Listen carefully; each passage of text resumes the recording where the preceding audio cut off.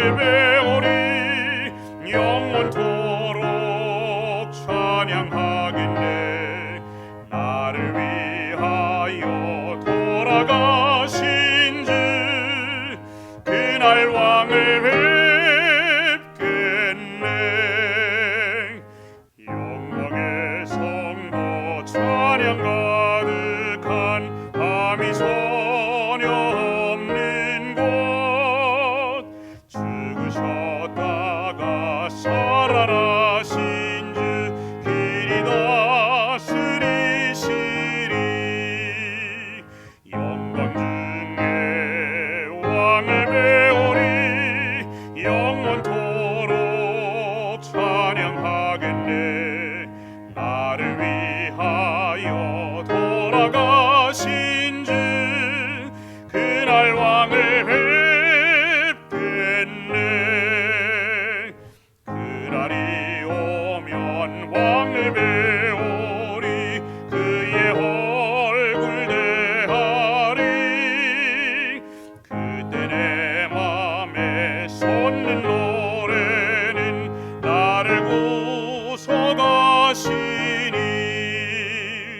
영광 중에 왕을 배우리 영원토록 찬양하겠네.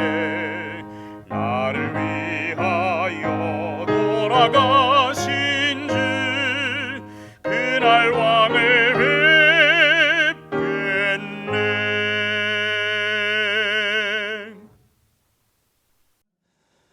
하늘에 계신 감사하신 아버지 하나님, 저희에게 생명을 주셔서 이 땅에 살게 하시고 또 이 땅에 사는 동안 우리의 구주 되신 예수님을 알게 하셔서 영원한 하늘을 소망하며 살게 해주셔서 감사합니다.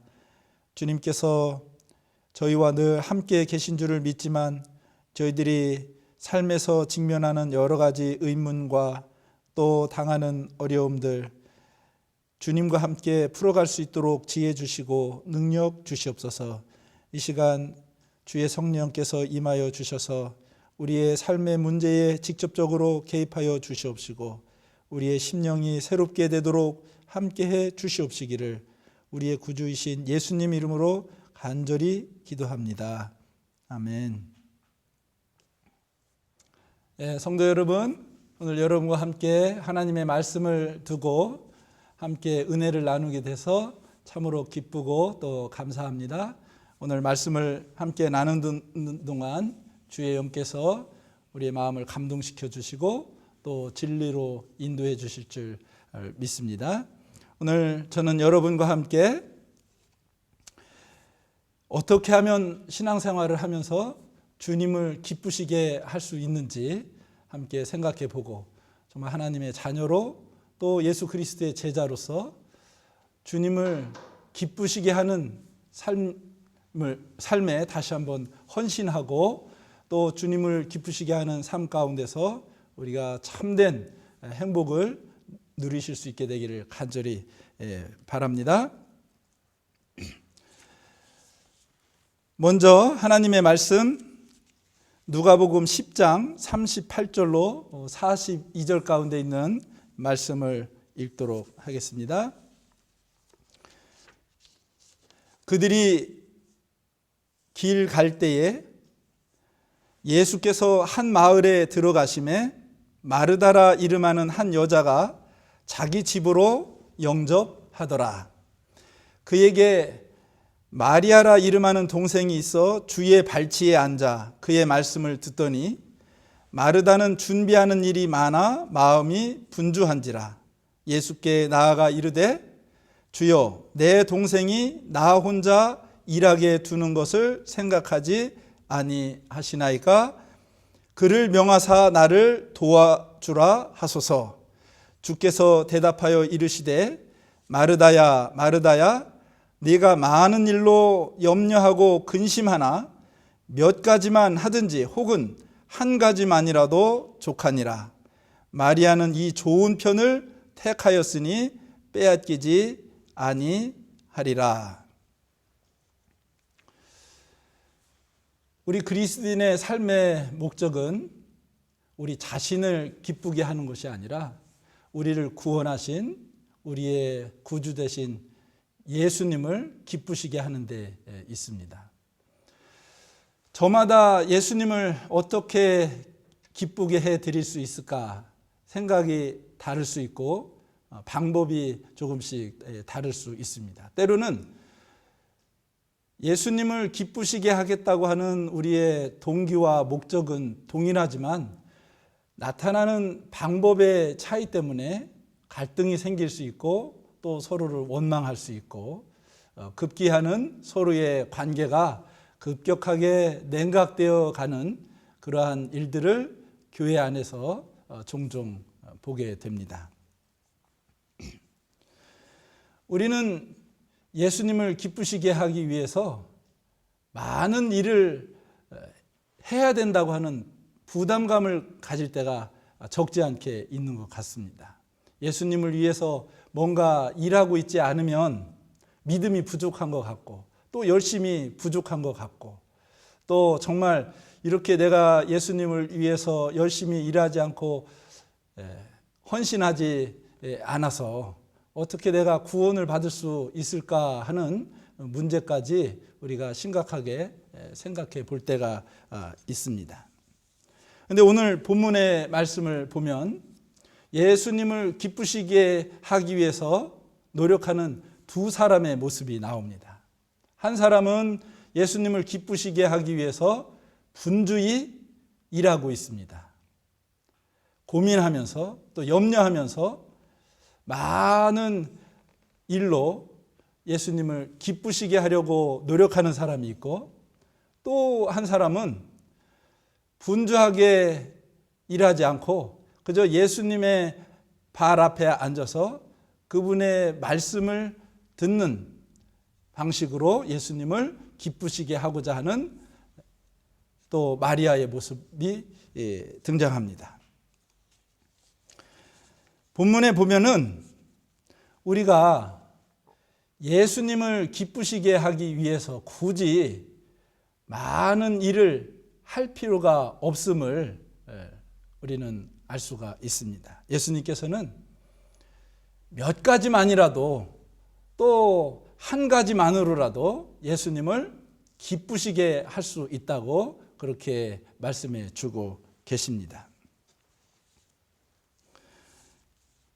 많은 일로 여러 가지 재능과 또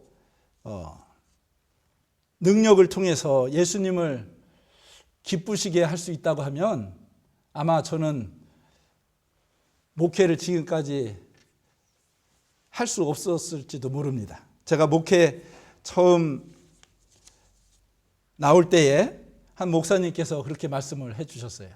목회를 잘 하려면 성공하는 목회를 하려면 적어도 7가지의 은사가 충족돼야 된다. 설교도 잘해야 되고 행정도 잘해야 되고 또 전도도 잘해야 되고 가르치는 일도 잘해야 되고 등등. 그런데 보통 목회자들은 서너 가지의 은사와 재능을 가지고도 평범하게 큰 문제 없이 목회를 한다 이렇게 말씀을 해 주셨어요. 그런데 제가 목회를 하다 보니까 저에게는 평범하게 목회를 하게 할 수 있는 서너 가지 재능이나 은사도 없는 것 같은 것입니다. 정말 성공적인 목회를 하게 하는 7가지는 없다 하더라도 그리고 평범한 목회를 할 수 있게 하는 서너 가지는 없다 하더라도 그러나 정말 뭔가 한 가지만이라도 주님의 일을 할 수 있는 능력과 재능이 있었으면 좋겠다 하는 생각을 가질 때에 오늘 우리가 읽은 본문의 말씀이 제게 큰 힘과 용기를 주었습니다. 본문에 등장하는 마리아와 마르다의 가장 큰 차이는 무엇이었을까요? 마리아는 그저 예수님이 계신 내내 그분의 발밑에 앉아서 그분의 말씀을 듣고 열중하고 있었고 또 예수님이 그 집에 들어온 이후로 내내 언니 되는 마르다는 계속해서 앉아 있을 틈도 없이 분주하게 움직이면서 뭔가 예수님을 위해서 바쁘게 움직이고 있는 것입니다. 그래서 둘 사이에 약간의 이제 긴장감이 돌고 마침내 마르다가 입을 열어서 주님께 부탁을 했지요. 주여, 내 동생이 나 혼자 일하게 두고 저렇게 자기는 주님 앞에 앉아서 주님의 말씀만을 듣고 있는데, 하나님, 예수님, 제 동생을 좀 시켜서 제 일 좀 도와주라고 하십시오. 이렇게 부탁을 하는 것입니다. 아마 이 마르다의 말 가운데서는 동생에 대한 원망뿐만 아니라 일하지 않고 저렇게 앉아있는 마리아를 그냥 내버려 두시는 주님께 대한 원망도 적지 않게 또 서려 있는 것 같이 느낍니다. 어쨌든 이 마리아와 마르다에게는 무엇인가 큰 차이가 있는 것 같습니다. 저는 본문 말씀을 읽으면서 마리아와 마르다의 큰 차이를 하나 발견하게 되었는데요. 그것은 성격의 차이도 아니고 또 재능의 차이도 아니라고 하는 것입니다. 아마 이 마리아가 예수님의 무릎 앞에 앉아서 예수님의 말씀을 듣고 있었기 때문에 마리아는 그 성격이 좀 정적인 사람일 것이다, 혹은 뭐 좀 내성적인 사람일 것이다, 이렇게 추측을 할 수도 있고, 마르다는 열심히 분주하게 일을 하고 있기 때문에 아주 동적인 사람이다, 활동적인 사람이다, 그리고 또 이렇게 뭐 친절의 은사를 가진 사람이다, 또 성격이 굉장히 외형적인 사람일 것이다. 그래서 이 두 사람의 그 차이를 어떤 재능의 차이라든가 성격의 차이라든가 은사의 차이에 두고 해석을 할 수도 있습니다. 이렇게 예수님께 봉사하든 또 저런 모습으로 예수님께 기쁨을 드리든지 간에 그 동기에 있어서, 그 목적에 있어서 예수님을 기쁘게만 하면 되는 것이지, 또 서로의 차이를 인정하면 되는 것, 인정하고 받아들이면 되는 것이지, 그리고 서로가 가진 재능과 또 은사에 따라서 주님께 봉사하면 되는 것이지, 굳이 그 차이 때문에 갈등을 일으키거나 또 서로의 관계에 불편함을 초래할 필요는 없다, 이렇게 생각을 할 수가 있습니다. 그러나 이 마리아와 마르다 사이에는 우리 주님께서 보시기에 우리가 발견하지 못했던 엄청난 차이가 있다는 것을 아셨습니다. 이 마리아와 마르다의 가장 차이는 어디에 있을까요? 마리아와 마르다의 가장 큰 차이는 자신의 집에 온 손님에 대해서 어떻게 알고 있느냐에 의해서 두 사람의 주님을 대하는 모습이라든가 주님을 기쁘시게 하는 겉으로 나타나는 양상이 전혀 달랐다고 하는 것입니다. 잘 아는 손님이 우리 집에 오면은 여러 반찬을 준비할 필요가 없지요. 우리 집에 오신 손님이 무엇을 좋아하는지, 무엇을 잘 드시는지, 그리고 그분에게 필요한 또 음식이 무엇인지를 알기만 하면은 그 음식을 몇 가지 혹은 한 가지만이라도 잘 준비해서 드리면 되는 것입니다. 우리가 초대하는 손님을 잘 알면 그 손님을 위해서 어떤 반찬을 준비할까 고민할 필요도 없고 또 여러 반찬을 준비할 필요도 없습니다. 제가 잘 아는 친구 중에 케빈이라고 하는 친구가 있는데요. 이 케빈은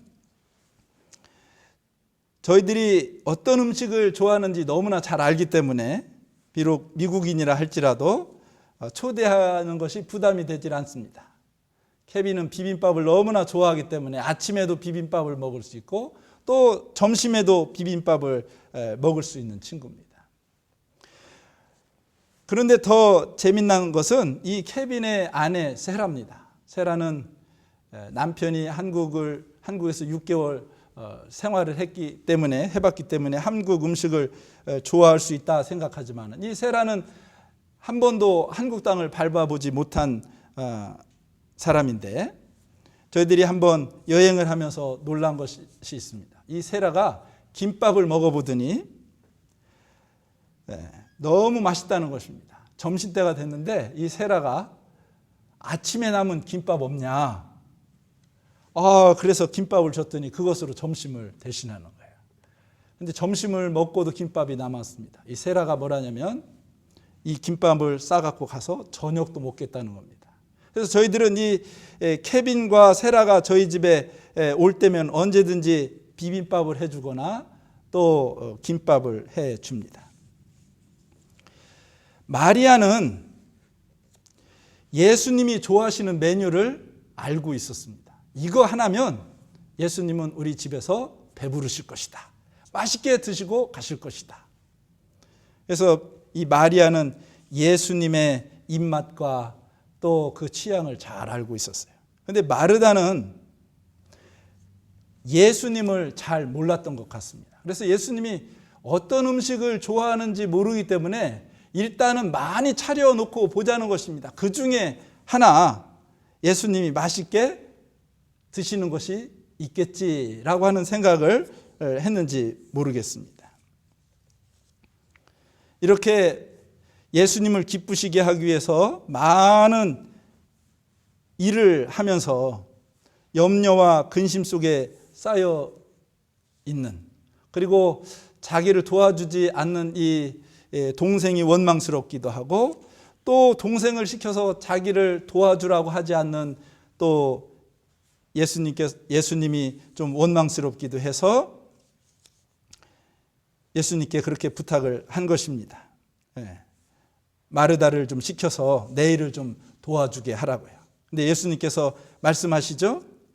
마르다야, 마르다야, 네가 많은 일로 염려하고 근심하나 몇 가지만 하든지 혹은 한 가지만이라도 족하다. 마리아는 이 좋은 편을 택하였으니 빼앗기지 아니하리라. 이렇게 누구 편을 드냐면 마리아 편을 드는 것입니다. 아마 이 말을 듣고 마르다는 더 서운하고 또 화가 나고 또 동생도 또 예수님도 또 원망스러웠을지 모릅니다.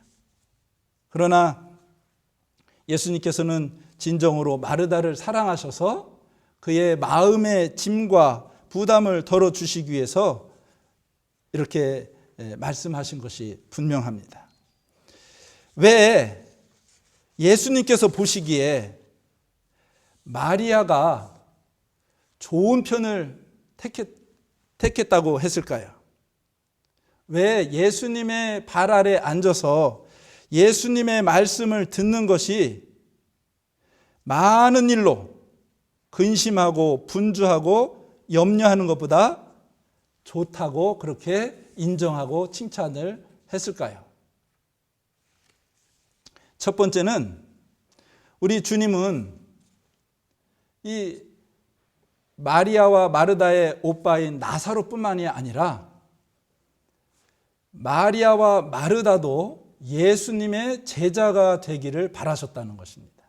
예수님의 제자가 되기 위해서 해야 할 첫 번째 일이 무엇이냐면 예수님의 발 앞에 앉아서 그의 말씀을 듣고 배우는 것입니다.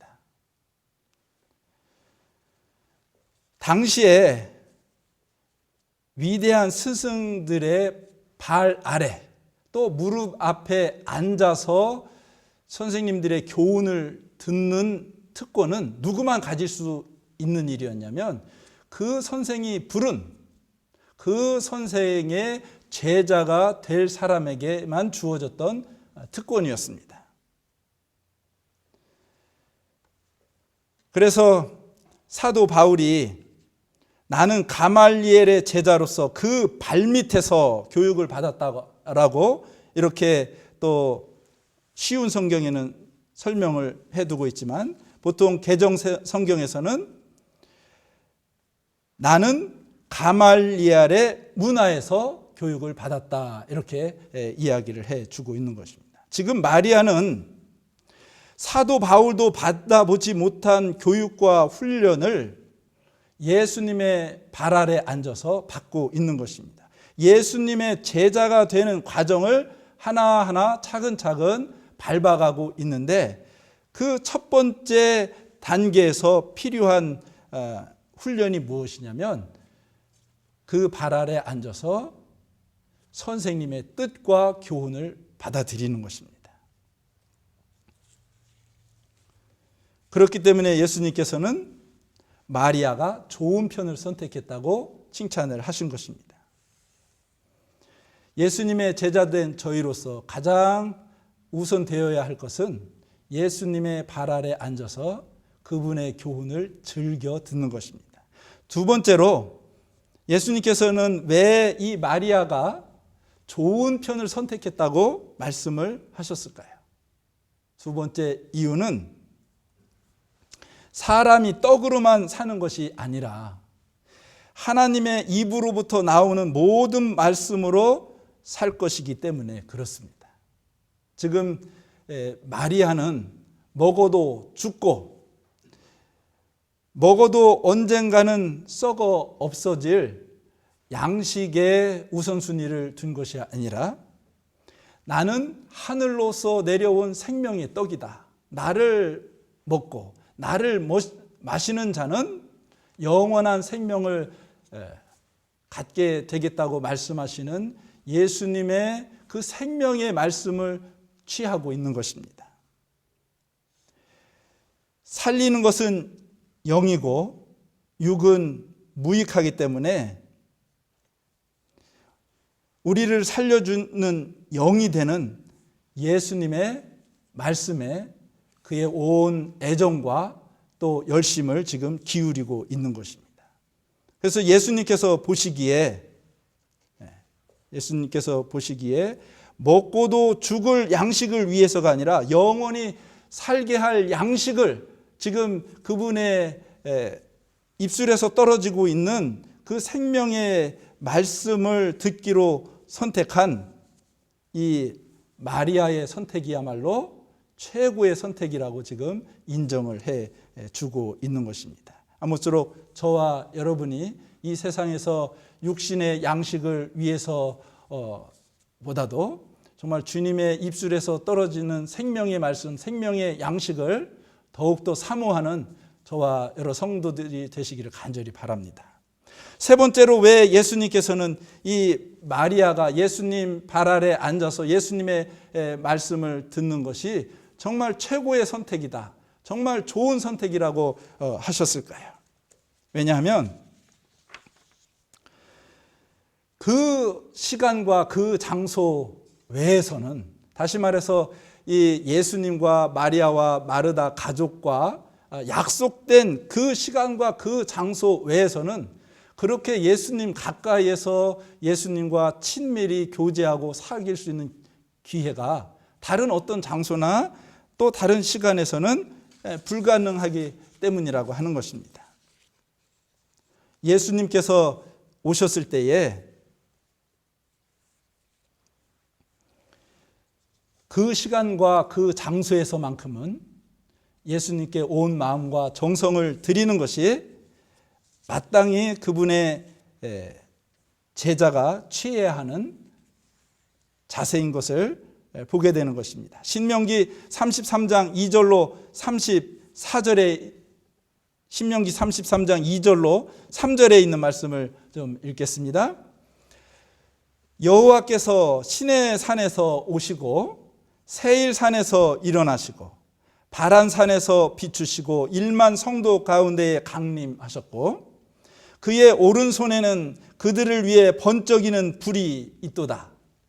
여호와께서 백성을 사랑하시나니 모든 성도가 그의 수중에 있으며 주의 발 아래에 앉아서 주의 말씀을 받는도다. 이 말씀을 보면은요, 여호와께서 강림하실 때에 그의 백성들이 할 수 있는 그분에 대한 최고의 예우와 최고의 존경은 무엇이냐면 주의 발 아래 앉아서 그의 말씀을 듣는 것이라는 것입니다.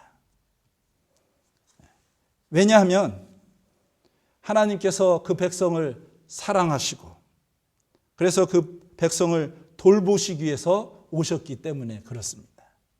그리고 여호와께서 그 오른손에 그들을 위해 번쩍이는 불이 있도다. 그들을 위해서 번쩍이는 불을 갖고 오셨다 그랬는데 이 불이 어떤 불이냐면 돌에 십계명을 새겼던 그 불입니다. 다시 말해서 이 불은 하나님의 말씀, 하나님의 율법, 또한 하나님의 십계명을 가르치는 가리키는 것이고 또 이 불은 곧 언약의 말씀이고 생명의 말씀이라고 하는 뜻이 담겨 있습니다.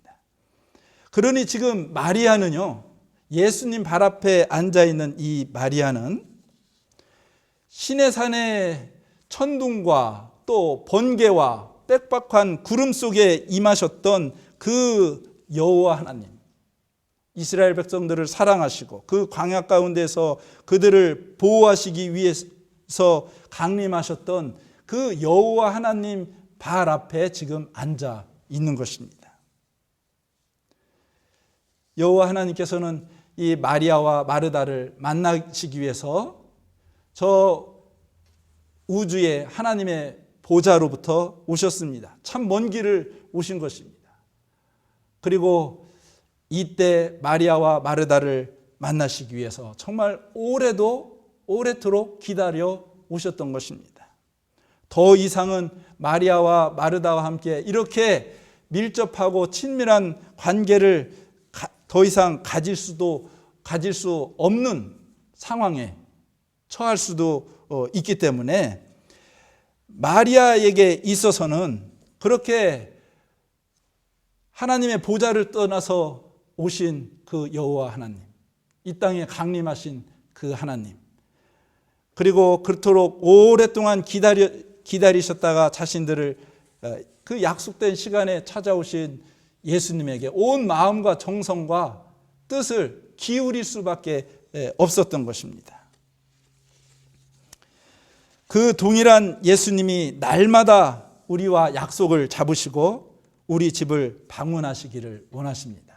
저와 여러분이 특별히 매일 아침 하루를 시작하기 전에 예수님과 약속된 시간을 가지시고 또 예수님과 약속된 장소를 정하시고 예수님을 날마다 만나는 경험을 하시게 되기를 간절히 바랍니다. 비록 우리가 아침 밥상에 여러 반찬을 둘 수 없는 상황이 되더라도 혹은 몇 가지만 올려놓는 상황이 될 수 있더라도 때로는 정말 한 가지만 올려놓고 아침밥을 먹는 한이 있더라도 매일매일 아침에 예수님의 발 아래 앉아서 그분의 입술에서 떨어지는 생명의 양식을 먹고 그리고 이제 하루 일과를 시작하면 우리가 여러 가지 일로 분주하고 근심하고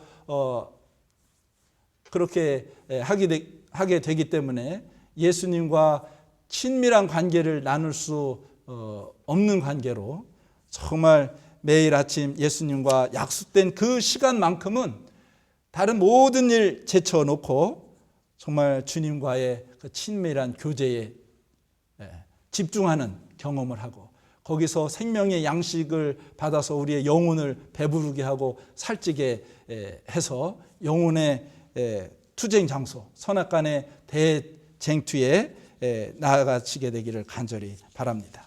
마지막으로 예수님께서는 왜 마리아가 예수님의 발 아래 앉아서 그분의 말씀을 듣기로 한 그 선택이 좋은 선택이었다고 칭찬해 주셨을까요? 그것은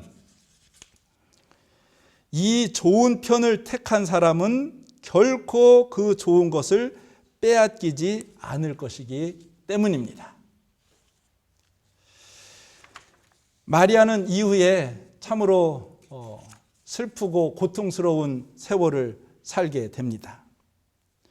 같은 동네에 살았던 바리새인인 이 시몬의 유혹을 받아서 이제 죄악된 생애에 빠지게 됩니다. 그 동네에서 너무나 큰 죄를 지고 또 많은 죄를 짓고 살았기 때문에 더 이상 부끄러움과 수치심 때문에 이 베다니에서 살 수 없게 됐어요. 그래서 이 마리아는 이제 이 베다니에서 약 500리 정도나 떨어진 북쪽에 있는 막달라라고 하는 지역으로 도망을 가서 거기서 피신해서 살아갑니다. 근데 마리아가 그곳에 사는 동안 이제 베다니 마리아가 아니라 이제 막달라 마리아로 불려지게 되었습니다. 그런데 놀라운 것은 재림교회 성경 주석에 보면 이와 같은 가능성을 이야기해 주고 있는데요. 예수님께서 200km 가까운 거리를 꼬박 장정이 하루 40km씩 걸어서 5일이나 와야 되는 이 먼 거리를 예수님께서 걸으셔서 예루살렘에서부터 베다니까지 오셔서 가장 깊은 절망의 늪에 빠져있던 마리아를 거기서 만나 주셨다는 것입니다.